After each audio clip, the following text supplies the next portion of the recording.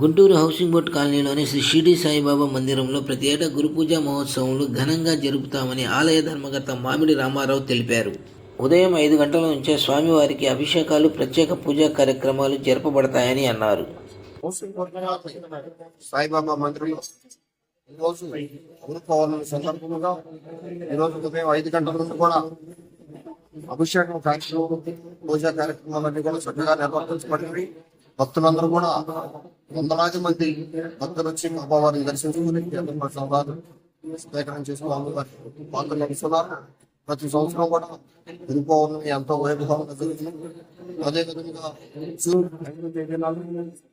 అమ్మవారి వార్షికోత్సవం సందర్భంగా 10-12 వేల మందికి అన్నదాన కార్యక్రమం కానీ, పూజా కార్యక్రమాలు కానీ అనేక కార్యక్రమాలు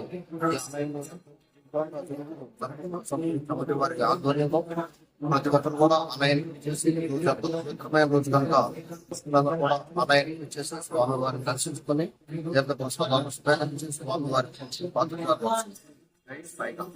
ఆలయ పూజారి మాట్లాడుతూ, ఈ ఆలయంలో అభయాంజనేయ స్వామి వారు, అలాగే ఓంకారేశ్వర స్వామి వారు, శ్రీ రాజరాజేశ్వరి అమ్మవారితో పాటు దత్తాత్రేయుని మండపం దర్శించుకోవటం ప్రత్యేకత అన్నారు.